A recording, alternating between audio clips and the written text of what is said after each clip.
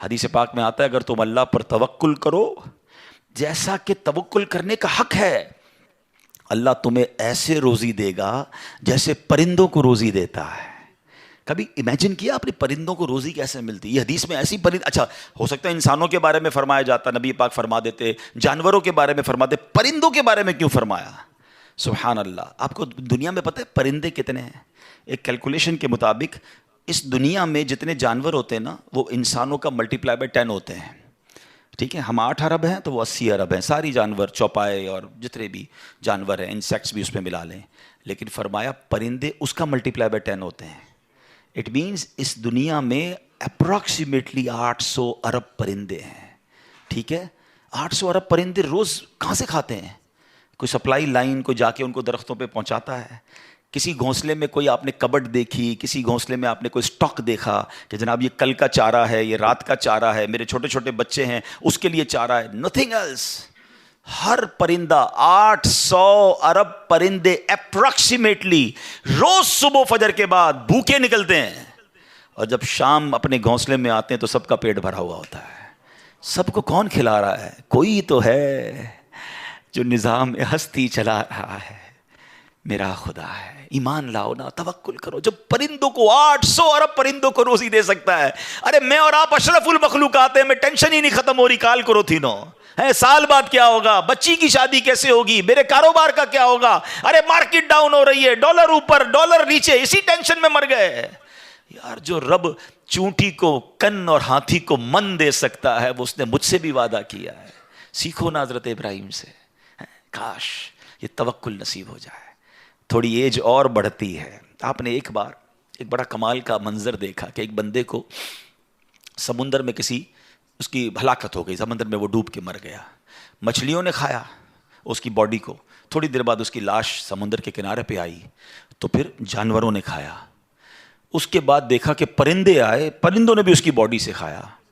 آپ کے ذہن میں خیال آیا کہ یا اللہ یہ بندے کو قیامت کے دن تو کیسے اٹھائے گا؟ ایمان تو تھا مگر اس کی باڈی کے اجزاء تو 3 الگ الگ مخلوقات کھا گئیں، اور قیامت کے دن یہ واپس کھڑا ہونا ہے اس نے۔ تو سبحان اللہ، آپ نے اللہ سے کہا وَإِذْ قَالَ إِبْرَاهِيمُ۔ پھر یہ دیکھیں حضرت ابراہیم کا یہ واقعہ بھی قرآن میں موجود، 3 پارے میں سورہ بقرہ۔ آپ کہتے ہیں وَإِذْ قَالَ إِبْرَاهِيمُ رَبِّ أَرِنِي كَيْفَ تُحْيِي الْمَوْتَى۔ اے اللہ، حضرت ابراہیم نے عرض کی کہ اے میرے رب مجھے دکھا دے تو مردے کیسے زندہ کرے گا؟ ارشاد ہوتا ہے قَالَ أَوَلَمْ تُؤْمِنْ، اے ابراہیم تو ایمان نہیں لایا، تجھے یقین نہیں؟ قَالَ بَلَىٰ وَلَكِنْ لِيَطْمَئِنَّ قَلْبِي، اے اللہ ایمان لایا ہوں، مجھے یقین ہے مگر میں ذرا دل سے دیکھنا چاہتا ہوں اور قرار آ جائے، میں عین الیقین چاہتا ہوں، میں اس کو مزید دیکھنا چاہتا ہوں۔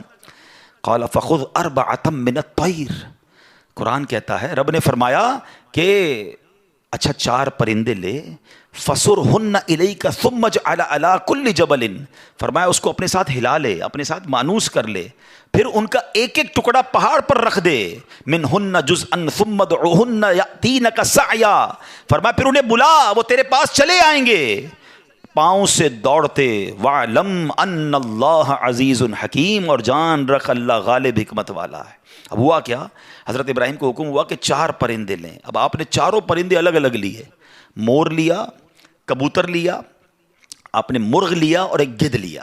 ان 4 کو اپنے ساتھ تھوڑا ٹائم رکھا تاکہ وہ آپ سے انسیت پالے، تاکہ 4 کے بارے میں کنفرم بھی ہو جائے کہ یہی 4 ہے، کوئی اور مکس نہ ہو جائے۔ اس کے بعد آپ نے 4 کو ذبح کیا، 4 کا قیمہ بنایا اور 4 کا قیمہ مکس کر دیا، 4 کا الگ الگ نہیں، 4 کا ٹوٹل مکس کر دیا، اور اس کے چھوٹے چھوٹے پیس سمجھ لیں 4 پہاڑ پر رکھ دیے، الگ الگ پہاڑوں پر، اور 4 کی جو چہرے تھے یعنی ان کی کھوپڑیاں تھیں وہ اپنے پاس رکھی، اس کا قیمہ نہیں بنایا، یعنی ان کے سر آپ کے پاس ہیں 4 پرندے کے، 4 کا مکس قیمہ ہو چکا ہے، اور 4 الگ الگ پہاڑ پر رکھ دیے۔ قرآن نے کیا کہا تو انہیں پکارو ہیں۔ اب یہ بھی ذرا میں آگے آ کے بتاؤں گا اس ایک خوبصورت آیت کے اس جز سے کیا سیکھنے کو مل رہا ہے۔ قرآن نے کیا کہا کہ انہیں پکارو، تو آپ نے کہا یا ایھا الدیک، اے مرغ، یا ایتھا الحمامہ، اے کبوتر، یا ایھا النسر، اے گدھ، یا ایھا الطاؤس، اے مور۔ آپ کی پکار پر وہ 4 پرندے جو ہیں ان کا قیمہ اب آسمان پر اڑنا شروع ہوا ہے۔ فکشن، گرافکس ہیں، آج کل اینیمیشن کا دور ہے، کمپیوٹر پر جناب لوگ بہت ساری چیزیں بنا لیتے ہیں۔ سنو 5000 سال پہلے قرآن میں یہ واقعہ موجود ہے کہ کیا ہوتا ہے، ان چاروں کا کیما اڑتا ہے، اور اب جس کا مرغ کا ہے وہ مرغ کی طرف، مور کا ہے تو مور کی طرف، کبوتر کا چاروں کے جسم پورے کمپلیٹ ہوتے ہیں، سر نہیں ہے، سر تو آپ کے پاس ہے نا، وہ چاروں پرندے بغیر سر کے دوڑتے ہوئے آپ کے پاس آتے ہیں، زندہ ہو جاتے ہیں مگر سر نہیں ہے، قریب آتے ہیں تو حضرت ابراہیم نے ان کا سر جو ہے وہ واپس ان کے پاس لگا دیا، سب سر بھی ان کا لگ گیا، آ کر دانا چگنے لگ گئے۔ حضرت ابراہیم نے اپنی آنکھوں سے مردوں کو زندہ ہونے کا واقعہ دیکھا اور آپ کے دل کو اطمینان اور قرار آیا، یہ میرا رب یہ ہے، کیسے